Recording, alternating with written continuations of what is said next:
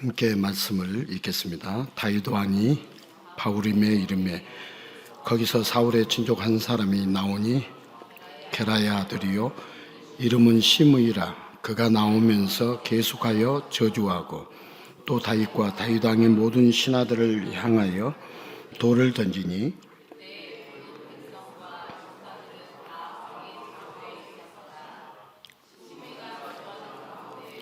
이와 같이 말하니라. 피를 흘린 자여 사악한 자여 가거라 가거라. 사울의 모든 족속의 모든 피를 여호와께서 내게로 돌리셨도다. 그를 이어서 내게 왕이 되었으나 여호와께서 나라를 내 아들 압살롬의 손에 넘기셨도다. 보라, 너는 피를 흘린 자이므로 하를 자초하였느니라 한지라. 수로야의 아들 아비새가 왕께 여짜오되 이 죽은 개가 어찌 내 주 왕을 저주하리이까? 청하건대 내가 건너가서 그의 머리를 베게 하소서 하니 왕이 이르되 수로야의 아들들아, 내가 너희와 무슨 상관이 있느냐? 그가 저주하는 것은 여호와께서 그에게 다윗을 저주하라 하심이니 내가 어찌 그리하였느냐 할 자가 누구겠느냐 하고, 또 다윗이 아비새와 모든 신하들에게 이르되 내 몸에서 난 아들도 내 생명을 해하려 하거든. 하물며 이 베냐민 사람이랴. 여호와께서 그에게 명령하신 것이니 그가 저주하게 버려두라. 아멘. 오늘 우리가 읽은 여기 11절에 보면 다윗이 아비새에게 모든 신하들에게 말합니다. 내 몸에서 난 아들도 내 생명을 이렇게 해치려고 하는데 하물며 이 베냐민 사람 시므이랴. 여호와께서 그에게 명령하신 것이니 그가 저주하게 버려두라. 시므이가 다윗 왕을 저주합니다. 그때 다윗 왕은 아비새와 그의 신하들에게 하나님이 명령하신 것이니, 하나님이 하신 일이니 저주하게 버려두라, 이렇게 말씀을 하고 있습니다. 자, 우리 말씀의 제목을 한번 따라서 하겠습니다. 저주에서 감사로. 자, 대부분의 사람이요 애매하게 저주받기를 원하지 않습니다. 하지만 인생을 살다 보면 사람들끼리 사소한 오해가 쌓이고 거기에 조그만 틈이 점점 크게 벌어지면서 갈등을 겪게 되고, 갈등이 심해지면서 오해를 넘어서 서로 저주까지 하는 안타까운 상황을 필연적으로 만나게 됩니다. 자, 누구나 사람들은 만나는 모든 사람들과 잘 지내보려고 하지만 내가 먼저 손해를 당하고 근거 없는 저주를 들으면 적어도 그 상대만큼은 결코 용서할 수 없고 좋은 관계를 유지할 수 없습니다. 특별한 잘못이 없는데도 내가 먼저 해를 입은 상황을 사람들은 절대 용납하기 힘들어합니다. 자, 공격이 최선의 방어라는 생존의 법칙을 내세워서 내가 먼저 해를 당하고 먼저 저주를 받기 전에 상대를 공격하는 것에 이 세상은 꺼리낌 없어 합니다. 그렇게 인생에는 오해 혹은 실수 때문에 원치 않는 갈등이 생기고 그 갈등으로 인하여 많은 인간관계가 깨집니다.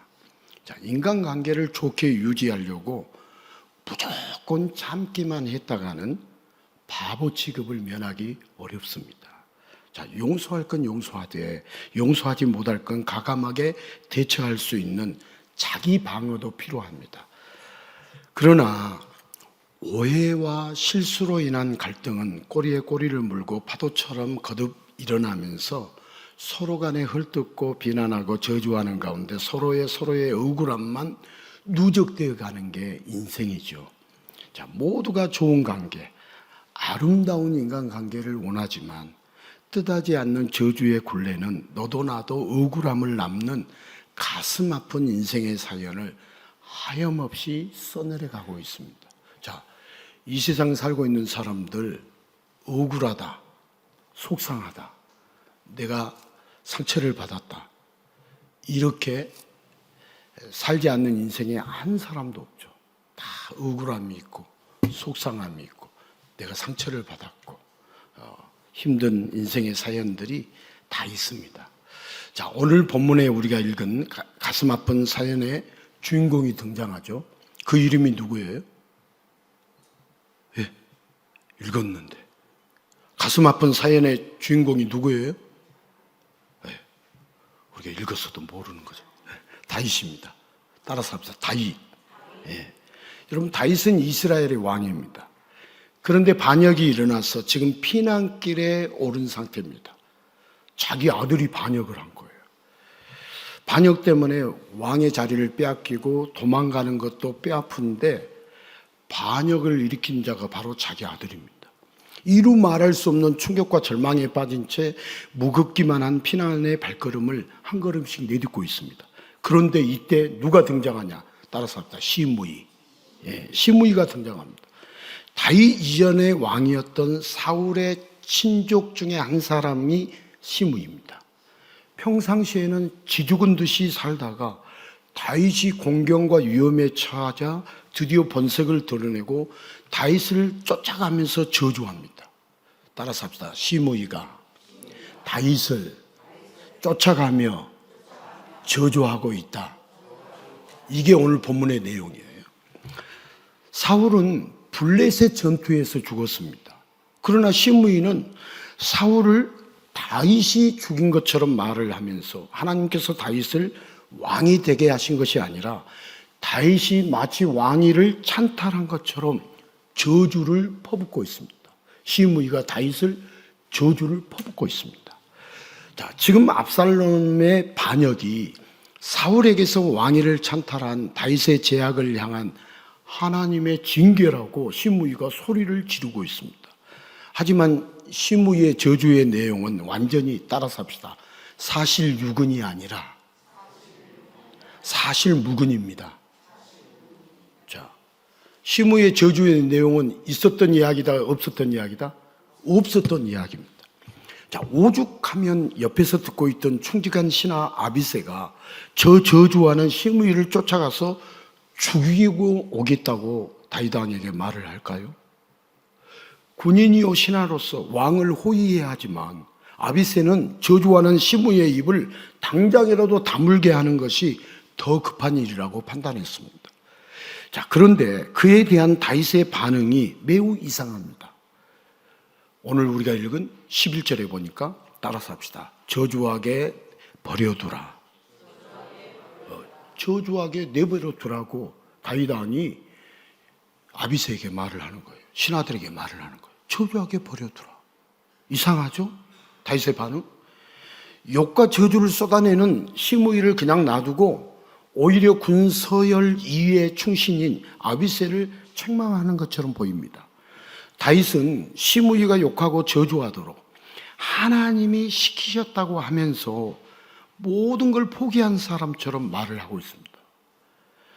자, 이 다윗의 아들의 반역에 정신이 나갔을까요? 너무 큰 충격으로 사리 판단까지 흐려졌을까요? 지금 다윗은 시므이의 저주로부터 파생될 헛된 소문을 바로 잡아야 합니다. 막아야 합니다. 어서 정신 차리고 아비새든 누구든 명령을 내려서 저주의 근원 시므이를 잡아서 그 입을 다물게 해야 합니다. 오해와 저주 앞에서 참는 것도 한계가 있습니다. 아무리 좋게 봐줘도 용서 못할 것이 있습니다. 능력만 된다면 응당한 대가를 치르게 하는 게 사람이라면 누구나 갖게 되는 마음과 감정과 시각입니다. 다윗이 왕위를 포기할 생각이 없다면 저주를 감당만 해서는 안 됩니다. 아니, 왕위에 미련이 없어도 잡을 건 바로 잡아야 합니다. 그렇지 않습니까?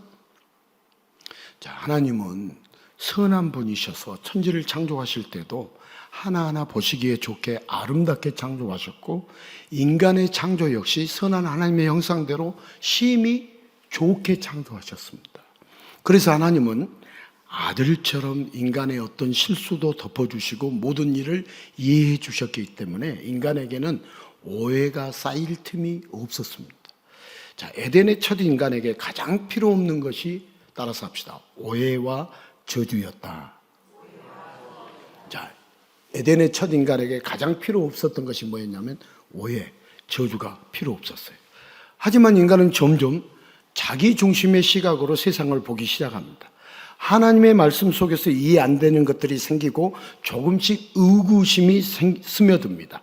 앞뒤가 맞지 않는 것 같은 하나님의 말씀에 오해가 먼지 쌓이듯 보이지 않게 쌓입니다.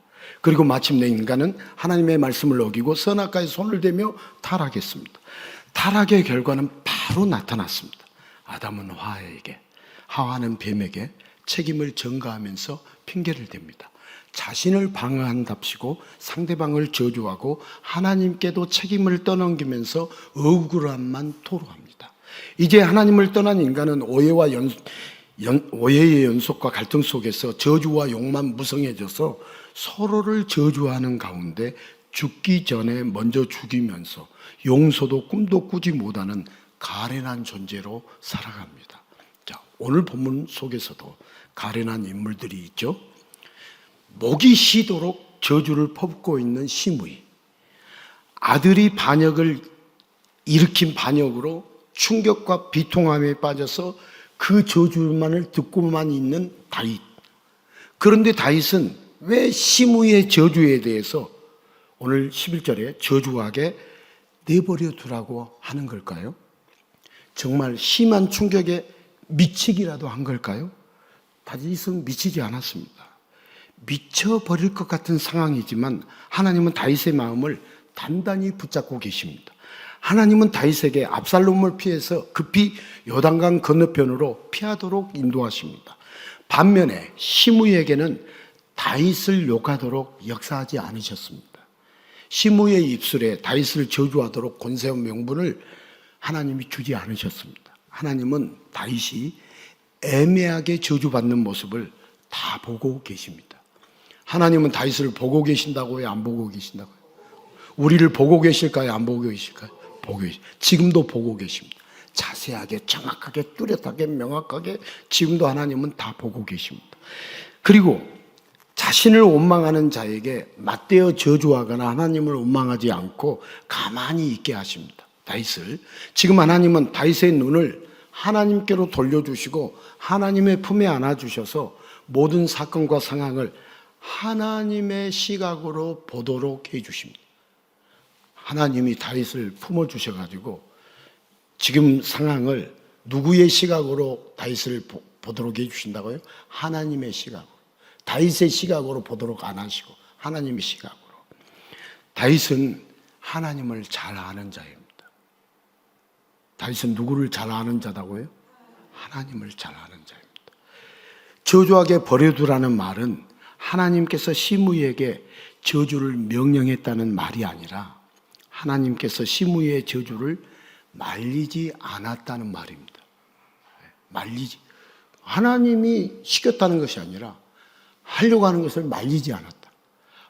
하가 선악과를 따먹는 것을 말리지 않았다는 하나님과 똑같은 하나님이시죠. 곧 하나님께서 모든 것을 다 보고 계신다는 의미이죠. 자, 사람의 생각에는 시므이의 거짓된 말이 더 이상 퍼지기 전에 그 나쁜 말을 막아야 합니다. 바울을 모함하고 바울을 억울하게 하고 있지도 않는 말을 하는 말을 하나님이 막아야죠. 사람의 생각으로 생각하면 시므이의 거짓된 말이 퍼지기 전에 그 나쁜 말을 막아야 하는 것이 맞죠. 그러나 다윗은 그 저주 앞에 마치 아버지가 자식을 책망하는 말로 받아들이면서 하나님 앞에 엎드립니다. 지금 다윗을 둘러싸고 있는 것은 억울한 저주가 아니고 하나님 아버지의 팔입니다. 거짓의 저주 앞에서 인간의 눈으로 사건과 상황과 사람을 보면 어떤 자도 참을 수 없죠. 저 시므이 쳐 죽이고 싶죠. 그러나 그 모든 것을 아시는 하나님의 품 안에서 보면 언제나 따스한 하나님만 보입니다. 다윗은 저주하는 시므이가 매우 작아 보입니다. 저주하는 시므이가 오히려 불쌍해 보입니다. 그렇게 하나님은 다윗의 눈을 돌리셔서 모든 형편을 아시는 하나님의 시각으로 보고 하나님께 엎드리도록 하십니다. 다윗이 누구에게 엎드리도록 하신다고요? 하나님께 엎드리도록. 자기를 저주하고 욕하는 시므이에게 엎드리는 것이 아니라 하나님께 엎드리도록 하십니다. 자, 우리 예수님은 어떤 분이십니까? 하나님을 아시는 분으로 이 땅에 오셨습니다. 따라서 합시다. 예수님은 하나님을 아시는 분으로 이 땅에 오셨습니다. 다윗이 하나님을 아는 것처럼 예수님은 하나님을 아시는 분으로 이 땅에 오셨습니다. 이게 오늘 설교의 핵심이죠. 중요한 말이에요. 예수님은 이 땅에서 모든 사람, 모든 사건을 하나님의 눈으로 보셨습니다. 예수님은 이 세상 모든 되어지는 모든 것들을 하나님의 눈으로 보셨습니다. 하지만 이 땅의 사람들은 지독한 저주의 덫에 걸려서 억울해하고 아파하면서도 자신 또한 저주의 할을 상대에게 겨누고 있습니다. 사람들은. 그것이 인간들은 자기의 최선의 방어라고 생각하면서 온 힘을 쏟습니다. 그런 이 땅의 인간들에게 하나님을 잘 아시는 예수님은 새로운 시각을 열어주십니다. 자, 예수님은 우리의 눈을 열어주신다. 새로운 눈을 열어주신다. 닫게 하신다. 열어주신다. 자, 그 내용을 보십시오. 마태복음 11장 27절 28절 같이 읽겠습니다. 내 아버지께서 모든 것을 내게 주셨으니 아버지 외에는 아들을 아는 자가 없고 아들과 또 아들의 소원대로 계시를 받는 자 외에는 아버지를 아는 자가 없느니라. 수고하고 무거운 짐진 자들아 다 내게로 오라. 내가 너희를 쉬게 하리라. 자, 모든 인간은요 하나님을 잊어버렸습니다. 자, 우리 어버이날 자녀가 자기 부모를 잊어버리는 거, 기억하지 못하는 거. 그러면 부모된 입장에서 섭섭해요? 괜찮아요? 섭섭하죠. 모든 인간은 하나님을 잊어버렸습니다. 우리는 하나님을 잊어버렸는가 안 잊어버렸는가를 생각해 보십시오. 하나님이 어떤 분이신지, 무엇을 행하시는지, 하나님이 어떤 마음을 품고 계시는지 여러분 물어보면 대답하셔야 하는데 하나님이 어떤 분이신지, 무엇을 행하시는지, 어떤 마음을 품고 계시는지 물어보면 우리는 대답해야 돼요. 대답 못하면 하나님을 잊어버린 거예요. 우리 하나님을 잊어버려도 된다 안 된다? 안 됩니다. 여러분 부모 잊어버리면 자식이 부모 잊어버리고 그저께 어버이날인데 아무런 반응이 없으면 부모 섭섭해요? 좋아요? 섭섭. 하나님 얼마나 섭섭할까 생각해 보면 끔찍해요. 우리는 하나님의 마음 몰라요. 하나님이 무엇을 행하려고 하시는지 앞으로 어떻게 행하시는지 알아요? 몰라요? 모르면 하나님을 잊어버려서 그런 거예요. 하나님이 어떤 분이신지. 여러분 교회 생활, 종교 생활 하기를 원치 않으세요. 하나님이 어떤 분이신지, 하나님이 어떤 일을 행하고 계시는지, 하나님이 어떤 마음을 품고 계시는지 알아도 되고 몰라도 된다? 아닙니다. 알아야 합니다. 지금 알아야 됩니다. 지금 몰라도 된다? 끔찍합니다. 알아야 합니다. 제가 미국에 갔다고요. 하나님이 어떤 마음이시지, 어떤 일을 행하시는지, 그동안 어떤 역사를 베풀었는지 알려고 갔지 놀러 간 게 아니에요. 목사님이 얼굴이 그렇게 새까맣게 타졌는데 놀러 갔다 오시. 그럼 생각해보세요. 사막에서 절반 이상 시간을 보냈는데 광야에서 전 세계의 두 번째 넓은 사막 모아비 사막에서 저는 분명히 하나님이 어떤 분이신지, 젊은 지구인지 늙은 지구인지 정확히 알고 왔습니다. 지구의 나이가 젊은지 늙은지 정확히 알고 왔어요.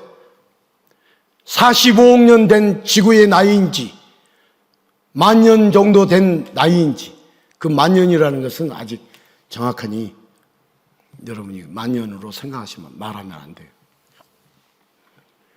성경을 거슬러 올라가 보면 6,000년까지는 성경의 계산으로 나온다 안 나온다? 나옵니다. 동일 가정설인지 격변설인지 정확하니 알고 왔습니다. 이 세상이 인간 중심으로 돌아가야 하는지 예수 중심으로 돌아가야 하는지 정확하니 깨닫고 왔습니다. 3주 동안 SUV 교육할 때는 하루에 한 484km 정도를 운전했어요. 7일 동안 운전하고 왔어요. 그래서 저녁에는 잠만 잤어요. 왜냐하면 내일 484km, 우리는 땅덩어리가 좁으니까. 여러분, 부산 가는데도, 아니, 이제 다 끝나고 저쪽 위에 쪽에서 LA 공항까지 가는데도 440km더라고. 찍어보니까. 우리 키로로 따져서 마일로 말고. 그래서 그 같이 일행에 부산 분이 계시는데, 부산이 440km 되냐고 그랬더니 그렇게 된다고. 공항 가는데 440km. 아이고, 내가 지금 운전을 하고 있는지.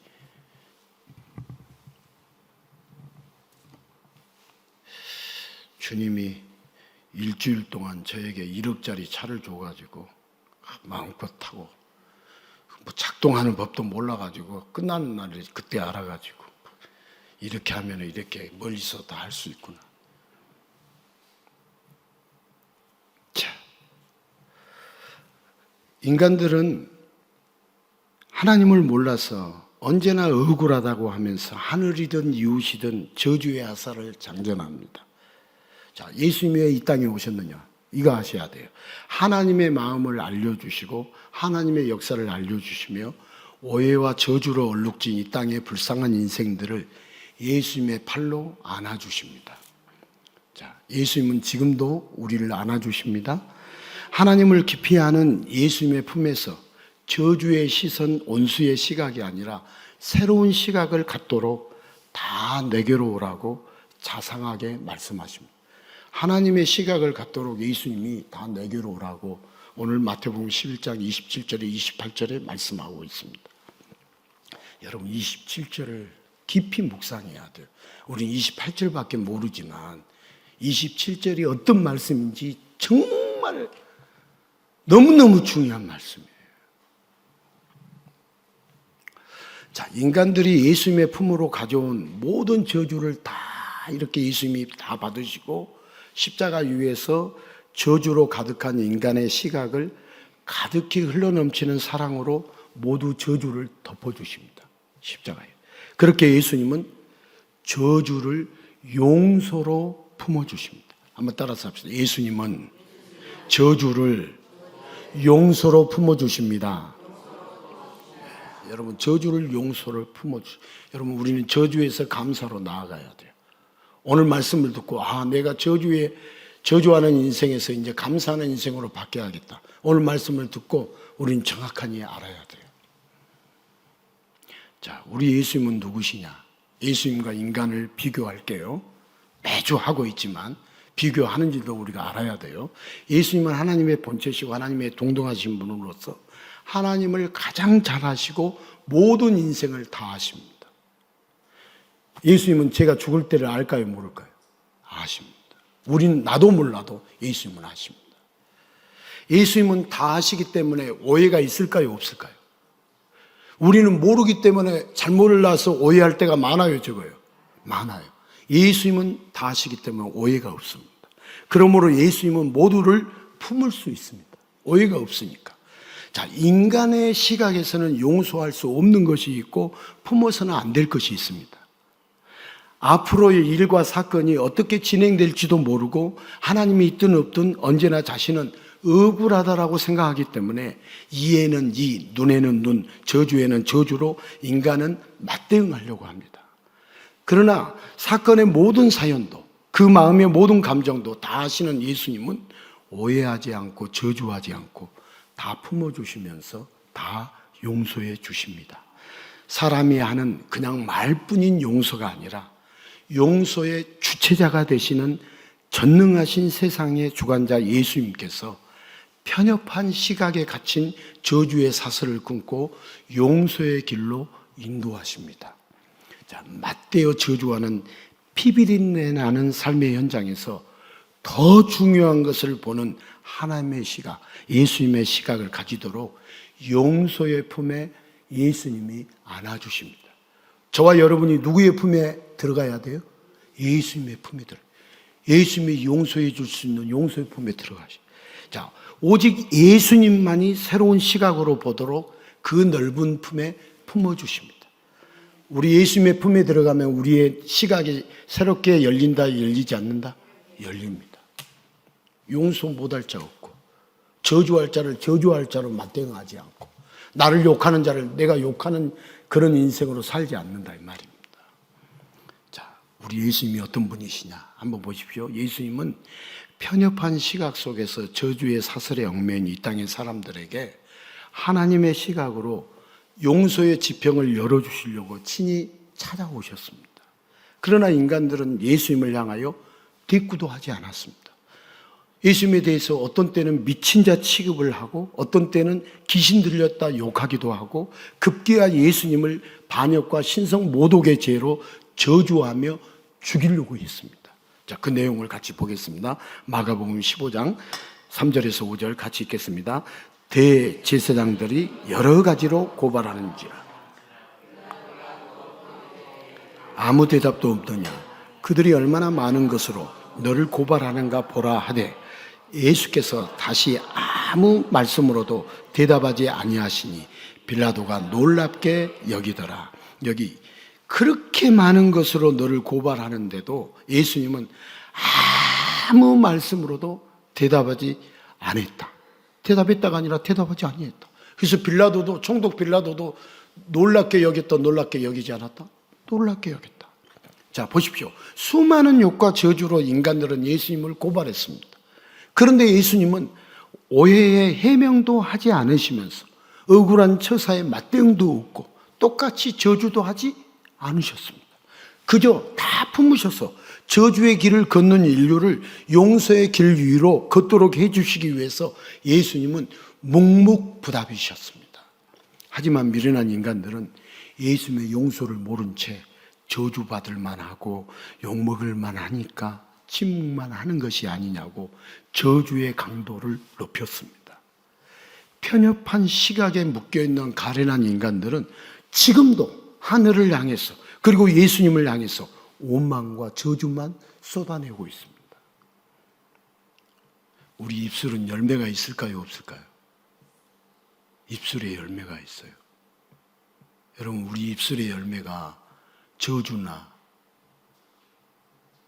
험담이나 억울함이나 불평이나 불만이냐 이 열매인지 감사, 찬양 모든 것이 주님 은혜입니다. 이 열매인지. 여러분, 입술에 열매가 있어요. 어떻게 알아요? 들어보면 알지. 매사의 부정, 매사의 불만, 매사의 불평. 아직 예수님 못 만난 거예요. 예수님 깊이 교제하지 못한 거예요. 우리는 어떤 상황 속에서 다윗과 같이 시므이가 자기를 저주해도 저주하지 않고 맞대응하지 않고 불평하지 않고 하나님께서 명령하신 것이니 내버려둬라. 그 다윗이 뭐 가슴이 컸기 때문에 이런 말을 했다고요? 아니에요. 하나님의 품 안에 있었기 때문에 하나님이 다윗에게 그런 저주로에서 저주로 맞대응하지 않도록 하나님이 다윗을 붙잡아 주신 거예요. 붙잡아 주신. 그거 붙잡아 주시려고 누가 이 땅에 오셨다? 예수님이 이 땅에 오셨다. 그래서 예수님이 다 그런 자들 자기에게 오라고 마태복음 11장 27절 28절 이야기하고 계시잖아요. 자, 편협한 시각에 묶여있는 가련한 인간들은 지금도 하늘을 향해서 다른 사람을 향해서 원망과 저주를만 쏟아내고 있죠. 그 모든 저주와 그 모든 원망을 아시고도 예수님은 인간들을 위해서 조용히 대속의 죽음으로 용서의 길을 만들어 주셨습니다. 따라서 합시다. 예수님은 대속의 죽음으로 용서의 길을 만들어 주셨습니다. 여러분, 예수님이 대속의 죽음으로 용서의 길을 만들어 주셨죠. 마태복음 27장 39절에서 42절 같이 읽겠습니다. 지나가는 자들은 자기 머리를 흔들며 예수를 모욕하여 이르되 성전을 헐고 사흘에 짓는 자여 내가 만일 하나님의 아들이거든 자기를 구원하고 십자가에서 내려오라 하며 그와 같이 대제사장들도 서기관들과 장로들과 함께 희롱하여 이르되 그가 남은 구원하였으되 자기는 구원할 수 없도다. 그가 이스라엘의 왕이로다. 지금 십자가에서 내려올지어다. 그리하면 우리가 믿겠노라. 자, 인간들의 저주는요, 예수님을 십자가에 죽이는 데까지 이르렀습니다. 그 저주가 예수님을 십자가에 죽이는 데까지 이르렀습니다. 자, 예수님은 용서의 길을 내고 구원의 길을 내시려고 이 땅에 오셨지만 인간들은 무지와 욕심과 저주로 예수님의 구원사역에 도움이 아니라 방해와 대적만 했습니다. 자, 인간들은 예수님을 오해했고요, 예수님을 싫어했고요, 예수님을 저주했어요. 오늘날도 똑같아요. 예수님을 알지 못해서 예수님 이야기하면 싫어해요. 목사들도 예수님 이야기하지 않아요.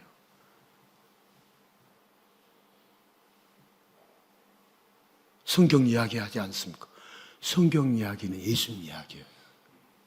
예수님 이야기 해야지. 다윗 이야기, 골리앗 이야기, 골리앗, 모세 이야기, 예수님 이야기 하려고 모세도 등장하고 다윗도 등장하고 요셉도 등장하고, 지구가 젊은 지구라는 것을 알아야 하고, 노홍수의 심판에 의해서, 그 격변설에 의해서 전 지구적으로 노아의 홍수 심판이 있었기 때문에 오늘날 만들어진 이 지형에 대해서도 모르니까 45억 년 동안, 여러분, 인간이 한번 생각해 보십시오. 설교를 벗어났어요. 한번 생각해 보십시오. 제가 100년도 못 살았어요. 우리 45억 년 살았다고 했어요. 구석기 시대는 돌을 깨기만 했다는 거예요. 신석기 시대는 돌을 갈기만 했다는 거예요. 인간이 그러겠어요? 그 정도로 살겠어요? 저 100년도 못 살았어요. 저희 어렸을 때 자동차 구경도 어려웠어요. 그런데 지금 하늘에 떠 있는 비행기가 1분, 3분이면 떴다 내렸다 떴다 내렸다가 전 세계적으로 하고 있어요. 100년도 못 살았는데, 100년도 못 살았는데 발전을 한다 안 한다? 이렇게 하는데 45억 년 동안 인간이 돌만 깨고 돌만 갈고 살았다?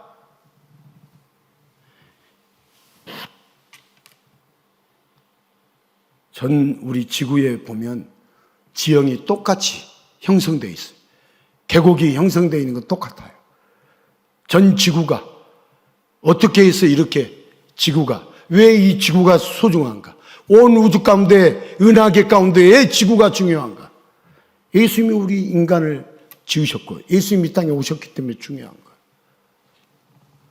여러분, 이제 8월 달에는 예수 시작 창세기 1장부터 11장 말씀 부흥회를 할 거예요. 그게 중요하다, 중요하지 않다? 정말 중요하다. 전 세계는 창세기 1장부터 11장까지 이걸 모르니까 엉뚱한 소리를 하는 거예요. 한국 교회에도 엉뚱한 소리를 한다. 창세기 1장부터 11장을 몰라서 엉뚱한 소리 하고 있는 거예요. 그러니까 우리는 예수 부흥회를 대충 참석해야 한다, 목숨 걸고 참석해야 한다. 따라서 여러분들이 이해는 안 되겠지만 따라서 합시다. 목숨 걸고 참석해야 한다. 그렇게 해도 알까 말까. 죄송해요, 여러분들을 무시하는 거 아니에요. 저도 몰랐으니까, 몰라서 생명의 길을 이끌고 있는지 사망의 길을 이끌고 있는지 모르게 지도자가 이끌고 있었어요. 목사의 정체성도 모르고, 교회에서 부지런히 충성하고 착하고 선하고 깨끗하면 그 성도 훌륭한 성도 아니에요. 예수님을 믿고 예수님을 따르는 성도가 진짜 성도고, 교회 생활 잘한다고 해서 진짜 성도가 아니에요. 예수님을 알고 예수님을 만나고 예수님을 따르는 자가 진짜 성도지. 나머지는 다 작아요. 죄송하지만 제 지금 설명한 것이 틀렸으면 틀렸다고 이야기하십시오. 신앙생활은 예수를 만나고 예수를 믿는 생활이지 종교생활을 하는 것이 아니에요. 종교생활 그만둬야 돼요. 목사님, 우리 이렇게 잘 나오고 있는데 목사님이 그렇게 저희들을 저주하면 되겠습니까? 저주하는 거 아니에요. 우리는 분명히 이곳에서 생명의 길을 가야지 사망의 길을 가면 된다 안 된다? 안 된다. 제가 예수를 만나고 보니까 사망의 길을 얼마든지 목자도 인도할 수 있다는 것을 알게 되었어요. 그래서 생명의 길을 위해서 몸부림을 쳐야겠다. 이것이 오매불망, 불철주야. 이것 외에는 생각이 없어요. 죄송해요. 목사가 뭐 아는 존재냐? 저의 정체성에 대해서 예수님을 만나고 예수님을 알고 난 이후로부터 저의 정체성에 대해서 주님이 자꾸 물어보면 주님을 알게 하고 주님을 만나게 하고 주님을 따라가게 하고 주님을 살아가게 하는 것이 목사의 사명이지, 목사가 할 일이지 다른 것이 아니다라는 것을 정확하게 알고 난 이후로부터는 그렇게 살지 못한다면 차라리 주님이 빨리 데려가시는 것이 오히려 저에게는 유익이지. 그 일을 하지 않는다면, 그 사역을 하지 않는다면, 그 사명을 감당하지 않는다면 제가 이 자리에 서 있어야 할 전혀 존재의 의미가 없는 것이죠. 자, 인간들은 예수님을 오해했고 예수님을 저주했습니다. 예수님을 십자가에 죽이는 마지막 순간까지도 오해에서 벗어나지 못한 채 모욕과 희롱을 예수님에 대하여 멈추지 않았습니다. 그럼에도 예수님은 십자가에서 내려오라고 조롱하고 저주하는 소리에 아무런 대꾸도 하지 않으셨습니다. 예수님은 그냥 저주하도록 내버려 두십니다.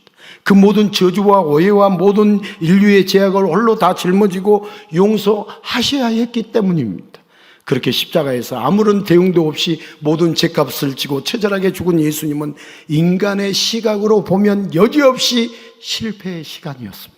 그러나 예수님의 시각에서는 하나님의 품에서 구원을 안성하고 계시는 감격의 시간이었습니다. 애매한 저주와 오해와 그로 인한 상상도 할 수 없는 아픔과 고통 속에서도 예수님의 시선은 저주 너머의 용서를, 죽음 너머의 부활을, 사망이 아닌 생명을, 심판이 아닌 구원을 바라보고 계십니다. 자, 용서는 모든 것이 다 들리면 안 됩니다. 용서는 모든 저주의 고통이 참을 수 없을 만큼 다가와서는 할 수 없습니다. 그래서 인간의 시각에서는 용서란 있을까요? 있을 수 없을까요? 있을 수 없습니다. 자, 우리 인사말을 같이 읽어보겠습니다. 인간의 시각에서는 용서라는 게 있을 수 없습니다. 예수의 시각으로 보는 자만이 용서할 수 있습니다. 여러분, 계속 귀에 저주가 들리고 계속 저주의 고통이 아프게 하기 때문에 인간은 용서하고 싶어도 용서의 길로 돌아설 수 없습니다. 그러나 예수님의 품에 안기면 저주의 소리가 더 이상 들리지 않고 저주의 고통이 더 이상 아프지 않습니다. 왜 그러냐? 예수님이 다 막아주시고 예수님이 모든 고통을 대신 치르시기 때문입니다. 예수님의 품에서 예수님과 함께 예수님의 시각으로 볼 때 용서가 시작됩니다. 여러분, 예수님의 시각으로 볼 때 용서가 시작이 됩니다. 그래서 용서는 인간의 영역이 아닌, 따라서 합시다. 용서는 예수님의 영역입니다. 절대 우리 인간이 용서 못합니다. 예수님의 영역입니다. 예수님을 만나서 예수님의 품에 안긴 자, 예수님의 시각으로 보는 자만이 용서하며 살 수 있습니다. 여러분, 용서하며 사는 것은 내 시각으로 부부끼리 용서할 수 있다 없다? 여러분, 부부끼리 살다 보면 상처 주고 상처 받고 해요, 안 해요? 해요. 저 결혼식에 가면은 이 신랑 신부 이제 상처 주고 상처 받을 텐데 어떻게 살아갈까? 걱정될 거야, 안 될까요? 심히 돼요. 목사님 왜 그렇게 부정적인 생각만 합니까? 아니, 부정적인 생각이 아니라 인생을 살아보십시오. 그렇지 않은가? 그러면 멀리 있는 저 남자하고 사이가 나쁘겠어요? 사이가 좋아요. 부부니까 서로 장단점을 보고 상처 주고 상처 받는 거지. 저 남편처럼 잘해보라고. 저 남편하고 살아봐. 그 남편은 어떤가? 끔찍해. 저 아내? 아이고, 끔찍해. 안 살아봤으니까 모르지.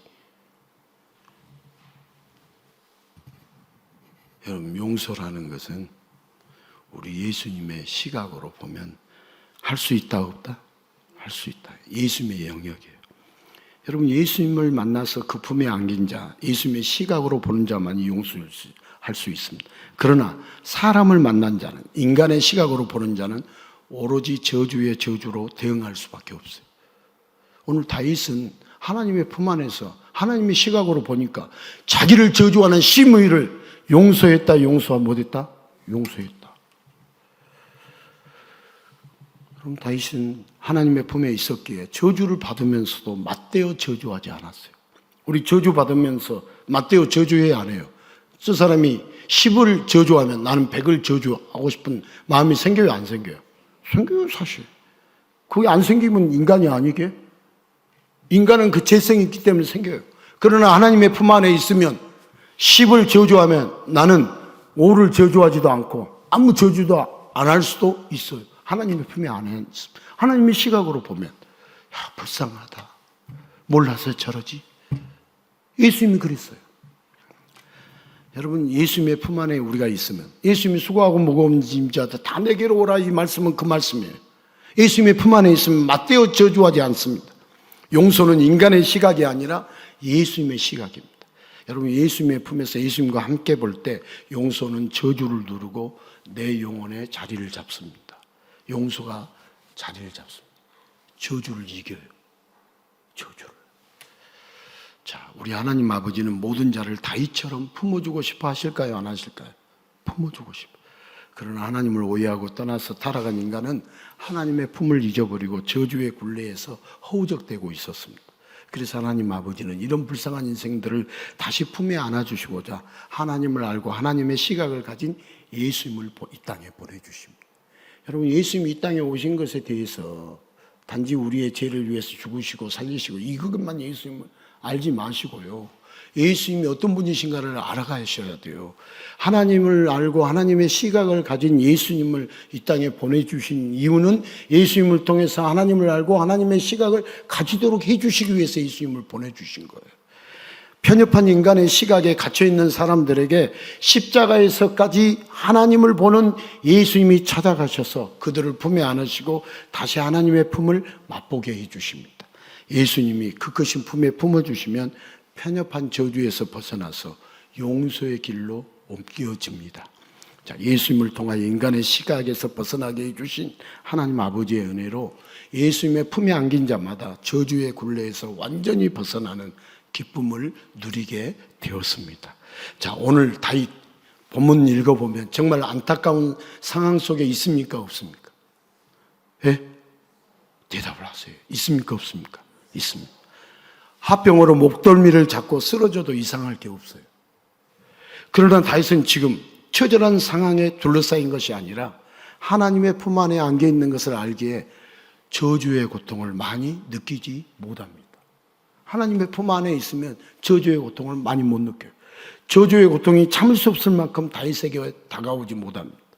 하나님은 시므이의 모든 저주가 다윗의 영혼과 마음을 짓누르지 못하도록 포근하게 품어주십니다. 자, 제가 지금 이렇게 드린 말씀은 성경에 쓰여 있어요, 안 쓰여 있어요? 안 쓰여 있습니다.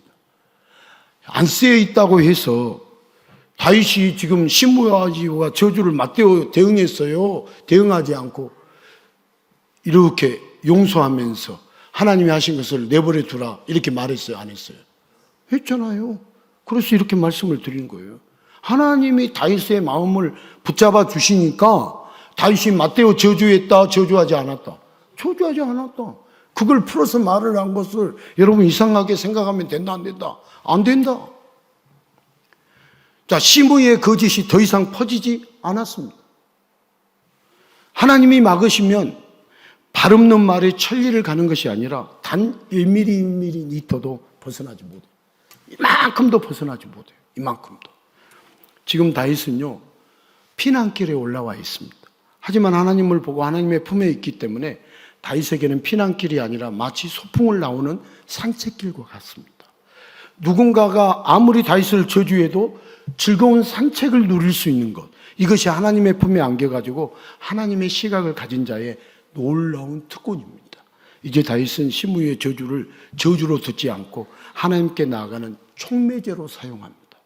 시므이의 저주를 저주로 받지 않고 하나님께 나아가는 촉매제로 사용합니다. 저주가 거세질수록 다윗은 하나님의 품에 파고들고 하나님은 더욱 품에 안아주면서 다윗이 가는 길을 하나님이 인도해 주신다, 인도해 주시지 않는다? 인도해 주십니다. 자, 우리가 인생을 살다 보면 오해와 갈등이 있을 수밖에 없어요? 오해와 갈등이 전혀 없는 삶을 살아요? 오해와 갈등이 있을 수밖에 없죠. 그리고 그 오해와 갈등 속에서 수시로 저주를 당할 수 있습니다. 여러분, 저주를 당할 때 합당한 이유도 없이 애매하게 당하게 된다면 여러분 매우 속상하고 매우 큰 분노가 솟구쳐가지고 당연히 상대방의 더 강한 저주로 맞대응하게 되고, 그럴수록 저주의 사슬은 더욱 단단하게 자신의 인생을 조여가죠. 이런 일련의 과정은 도무지 피할 길이 보이지 않습니다. 자, 갈등 없는 원만한 삶은 이 세상 살면서 가능할까요? 불가능할까요? 갈등 없는 삶, 오해 없는 삶, 불가능해요. 무인도에서 가능하겠죠. 혼자 산다면 가능하겠죠. 그러나 누구든지 예수님의 품에 안기면 여러분 전혀 새로운 시각이 열립니다. 여러분, 예수님의 품에 안기면 저주가 들리지 않고 저주의 고통이 안마 수준이라면 더 이상 저주의 저주로 맞대응할 필요가 없어지는 거죠. 자, 예수님이 그 품에 안아주시면 다윗처럼 세상을 새롭게 보면서 예수님과 함께 용서의 길을 갈 수 있을까요? 없을까요? 갈 수 있어요. 운명 같아 보이는 저주의 굴레를 예수님이 끊어주십니다. 오해와 갈등이 끊임없이 일어날지라도 지금도 두 팔을 벌리고 다 내게로 오라고 말씀하시는 예수님의 품에 안기면 저주의 사슬과 굴레에서 속박되지 않고 세상이 신기해하는 용서의 삶을 살게 됩니다. 세상이 신기해하는 용서의 삶을 살게 됩니다. 욕을 하고 저주를 하는데도 방긋 웃음을 지을 수 있다면 여러분 게임 끝난 거 아니에요? 그냥 참아서 되는 게 아니라, 참으면 여러분 참아가지고 내가 상대방을 저주하지 않아야겠다, 내 힘으로 안아야겠다, 내가 참아야겠다, 그러면 안 돼요. 스트레스 되고 화병밖에 남는 게 없어요. 그러면 어떻게 해야 하냐? 오직 예수님이 그 예수님의 품에 품어주실 때 저주의 말이 들리지도 않게 하시고 아프지도 않게 하셔서 예수님과 함께 용서의 길을 가게 하십니다. 누구든지 두 팔을 벌리고 기다리시는 예수님의 품에 안기기만 하면 갈등과 저주의 인생에서 완전히 벗어나서 용서와 화해와 감사의 삶을 기쁨으로 살아가게 됩니다. 자, 어딘지 모르게 일반 세상 사람과는 달라도 다른 사람을 여러분 성도라고 불러요. 그런데 성도라고 할지라도 때로는 예수님의 시각보다도 인간의 시각에 앞설 때가 있을까요? 없을까요? 있어요. 소위 욱할 때가 있어서 거침없이 나도 모르는 사이에 저주의 말이 나오고 주체할 수 없는 분노가 솟구치기도 합니다. 여러분, 성도라고 해서 오해와 갈등이 빗게 가지 않습니다. 성도들도 오해도 할 수 있고 갈등이 있을 수 있어요. 그러나 성도는 욱하고 폭발했다가도 여전히 두 팔을 벌리고 계신 예수님을 보는 사람이 성도예요. 성도는 누구를 보는 사람이다? 예수님을 바라보는 사람. 예수님은 언제나 성도를 꼭 품어주기를 원하십니다. 눈을 맞춰주시면서 세상을 보지 않고 신랑 되신 예수님의 얼굴을 보게 하십니다. 신랑 되신 예수님의 얼굴을 보게 하세요. 제가 오늘 새벽에도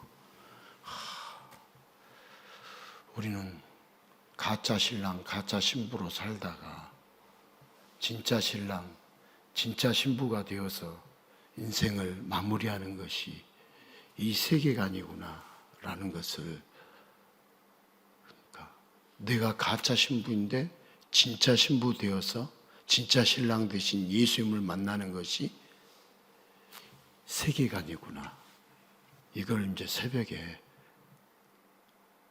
메모장에다가 막 적었어요. 여러분, 금슬이 좋은 부부도 같이 죽습니까?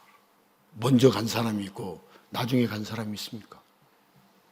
다 혼자 남아요. 결국은 혼자. 그리고 진짜 신랑 예수를 만나야 하고 내가 진짜 신부 되어서 예수님 앞에 나아가는 것이 우리 인생이에요. 제가 인생의 정의를 실로 내려보면 아무리 좋은 신랑 신부라 할지라도 혼자 남아요. 그리고 진짜 신랑을 만나고 내가 진짜 신부가 되어서 인생을 마무리하는 것이 인생이에요. 이게 세계관 3주를 마치고 오늘 새벽에 저에게 주님이 주신 생각이에요. 정확한 관점이에요. 그러지 않은 인생 한 명도 없어요. 아무리 부모와 자식이 애지중지하고 뭐 어버이날, 자녀의 날 난리를 친다 할지라도 같이 못 남아요. 영원히 사는 거 아니에요. 영원히 사는 것은 진짜 신랑과 만나서 사는 것이 영원히 사는 거예요.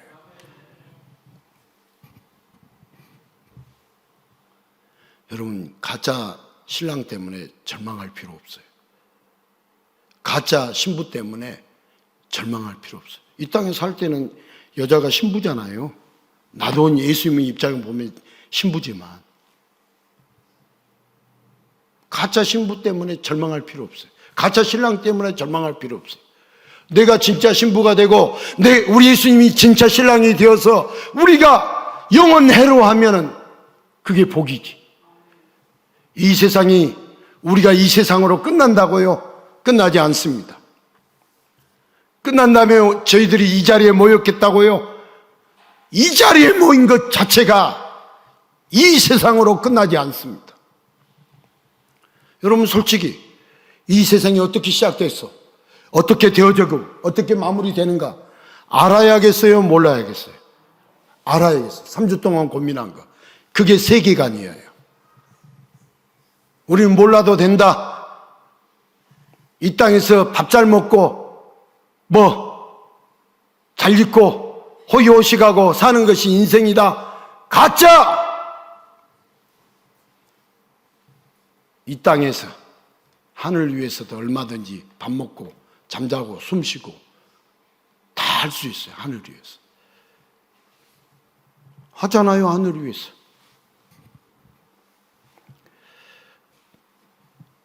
여러분, 성도가 누구냐면 좋든 싫든 누군가로부터 저주의 말을 듣게 될 때 다윗처럼 예수님의 품에 안겨가지고 예수님을 바라보면서 자기 아픔과 고통과 억울함을 모든 것을 아시는 예수님께 토설해야 돼요. 예수님, 내 아픔이 이런 아픔입니다. 이 억울함이 있습니다. 이런 고통이 있습니다. 우리 예수님께 토설해야 합니다. 예수님의 품 안에는 저주가 없어요. 우리가 몰라서 그렇지. 예수님의 품 안에는 무엇이 없다고요? 예수님의 품 안에는 거짓이 없어요. 예수님의 품 안에는 해할 자가 아무도 없어요. 이런 예수님의 품 안에서 성도는 세상 사람들과 완전히 다른 사람이 됩니다. 여러분, 드물지 않게 교회에서 상처받았다는 사람 우리 종종 볼 수 있어요. 저도 성도들에게 상처 많이 줘요? 적게 줘요? 많이 줘요. 목사님, 알면 상처를 안 줘야 할까요? 모르니까 주는 거예요. 모르니까. 알면 얼마나 좋게, 예수님처럼. 왜 예수님의 사랑이 가득한 교회에서 상처를 주고 상처를 받을까요? 아무리 사랑이 가득해도 그 사랑을 느끼지 못하면 아무런 소용이 없죠. 자, 예수님이 팔을 벌리고 이렇게 기다리고 계시지만 옆에서 팔짱만 끼고 있으면 저주는 계속 들려오고 고통에 몸부림치게 되는 거죠. 자, 교회에서 상처를 받았다면 상처받은 사람도 상처를 준 사람도 예수님의 품에 안기지 못했기 때문이에요. 성도는 예수님을 통해서 우리가 세상을 바라봐요. 성도는 예수님을 통해서 사람을 바라봐야지. 여러분 그 안경으로, 여러분 시각으로 사람 바라보면 안 돼요. 예수님의 안경으로 사람을 바라봐요.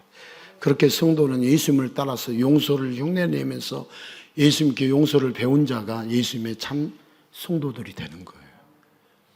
따라서 성도는 예수님의 용서를 흉내내면서 용서를 배워가는 예수님의 제자들입니다. 성도예요.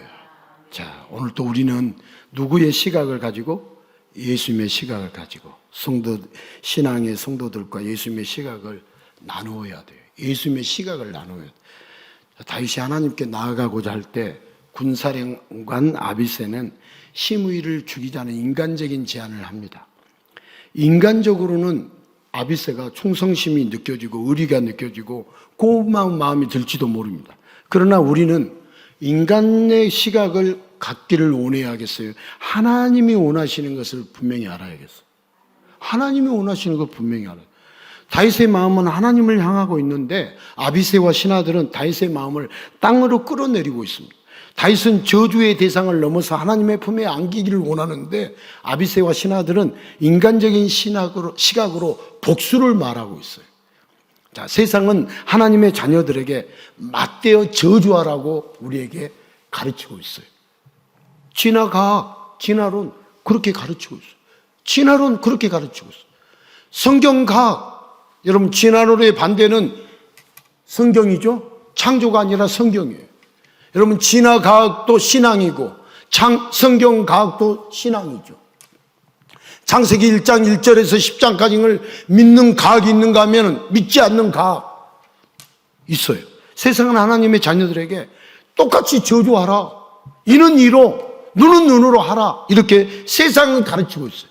우리는 세상 교육을 잘 받았기 때문에 우리도 모르는 사이에 다 갖추고 있어요. 세상은 하나님의 자녀들에게 당하지만 말고 거짓을 꾸면서라도 상대를 저주하고 상대를 죽이라고 합니다. 그러나 우리는 예수님께 모든 것을 맡겨야 합니다.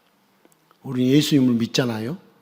세상의 모든 것을 다 하시는 예수님을 믿잖아요. 그래서 예수님께 맡겨야 합니다. 나의 비참한 상황, 나의 저주당하는 고통을 전부 예수님께 맡겨야 합니다. 예수님이 처분하십시오.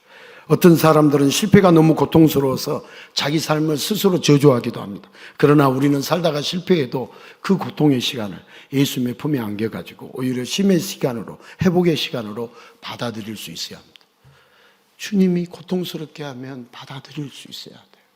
저도 2월 달부터 지금까지 그냥 고통스럽게 주님이 하는 부분이 있어요. 받아들여요.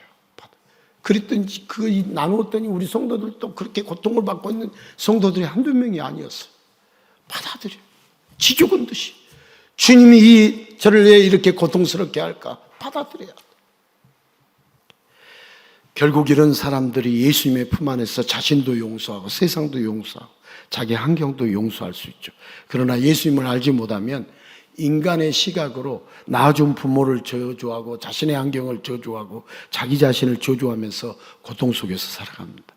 자, 인생에서 누군가가 나를 저주하는 일은 꼭 나타난다, 나타나지 않는다? 나타납니다. 이것을 이기는 유일한 방법은 예수님의 품 안으로 우리가 쑥 들어가는 거예요. 예수님 앞으로 쑥 우리가 나아가는 거예요. 우리가 예수님만 찾고 예수님을 깊이 생각할 때 예수님은 그 품 안에서 모든 저주와 거짓을 다 차단하여 주십니다. 자, 억울합니다. 억울해요. 우리의 이런 하소연은 세상과 사람이 아닌 예수님을 향해. 나 억울합니다. 이 말은 누구에게 터소를 할 수 있어요? 예수님께 하셔요. 그러면 예수님은 저주의 고통으로 아파하는 억울함이 아니라 예수님의 품 안에서 감사합니다 하는 고백으로 우리 예수님이 바꾸어 주십니다. 저주의 날카로움에 찔리고 아파하기보다는 예수님의 품에서 저주를 무디게 만들어서 용서의 사람이 되도록 우리 예수님이 역사하여 주십니다. 우리를 향하여 두 팔을 벌리고 계신 여러분, 예수님의 품을 잊지 마십시오. 예수님의 품에 안기시길 바랍니다. 예수님의 품을 잊지 말아야 돼요. 예수님의 품에 안기셔야 돼요. 예수님의 품에 안기면 인간의 시각으로 세상을 바라본다. 예수님의 시각으로 세상을 바라본다. 예수님의 시각으로 세상을 바라본다. 자, 제가 오늘부터 6주간 용서를 주제로 또 매주 말씀을 전해드릴 텐데요. 우리 5월 가정의 달 하면 여러분, 가정 안에서 가장 필요한 것이 뭐냐? 용서. 뭐가 필요하다고요? 용서. 자녀는 부모를 잘 이해가 안 돼요. 오해하는 건 많이 있어요. 부모는 자녀를 이해 안 되는 부분 많아요. 오해하는 부분 많아요. 그래서 가까운 사람, 부부 용서 못 하겠다고 그래요. 항원이혼 용서 못해서 나온 열매들이에요. 여러분, 용서를 해야 하는데 인간의 시각에서 보니까 용서 못 하는 거예요. 자, 오늘 또 우리가 이 자리에서 말씀만 듣고 끝나는 시간이 아니라 말씀대로 예수님의 품에 쑥 안겨보는 연습을 이번 주간에 하셔야 돼요. 누구의 품에? 예수님의 품에. 자, 이번 주간에는 따라서 합시다. 오해 금지 주간. 여러분들이 실천해야 할 거. 오해 금지 주간으로 혹시라도 산넓게 지내면서 기분이 나쁘다거나 억울한 일이 있을 때 거기에 대해서 곧바로 대응하지 말고 잠시 침묵의 시간을 가져야 해요. 여러분, 세상에 시간이 약이라는 말이 있어요, 없어요? 그러나 우리는 시간이 약이에요, 예수님이 약이에요? 예수님이 유일한 해결자예요. 여러분 무조건 침묵하지 말고 잠시 침묵하고 기도하면서 그 순간을 예수님이 끼어들 시간을 버려요. 내버려 두라 하는 것처럼 시간을 버려야 돼. 예수님이 개입하셔야 돼. 마치 다윗이 저주하는 시므이를 보고 저주하라고 버려두라고 한 것처럼 그렇게 버려두는 훈련을 우리 예수님과 함께 이번 주간에 실천해 볼 수 있기를 바랍니다. 인간의 시간으로 곧바로 막 대응하지 말고 그렇게 내버려 두면서 잠시 우리의 마음속으로 예수님께 기도하실 수 있기를 바랍니다. 지금 내가 저주의 분노에서 둘러싸여 있는지 예수님의 품에 안겨 있는지 기도하면서 분별해야 합니다. 여러분 어린아이가 놀랐을 때 엄마 품에 안기는 것처럼 우리가 예수님의 품에 안기는 게 바로 뭐냐? 기도입니다. 이번 주간에 용서의 주간을 보내면서 가족 간에 동료 간에 성도 간에 오해가 생길 때 갈등이 생길 때 저주를 퍼붓고 싶을 때 잠시 침묵하고 기도하면서 오해를 쌓는 것이 아니라 누구의 사랑을 쌓아야겠어요? 예수님의 사랑을 쌓으면서 너무 좋으신 예수님, 모든 것이 치유되고 기쁨으로 가득한 예수님, 여러분 그 품에 안기고 안길 수 있는 그런 한 주간이 될 수 있기를 예수님의 이름으로 축복하고 또 축복합니다. 아멘.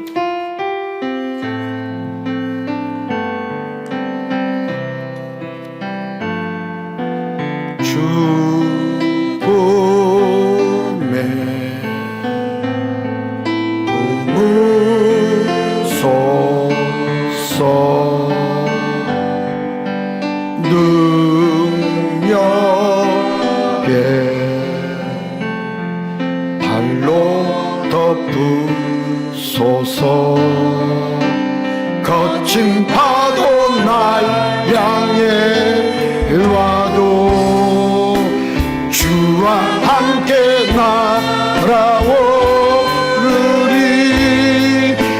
폭풍 가운데 나의 영혼 잠잠하게 주를 보리.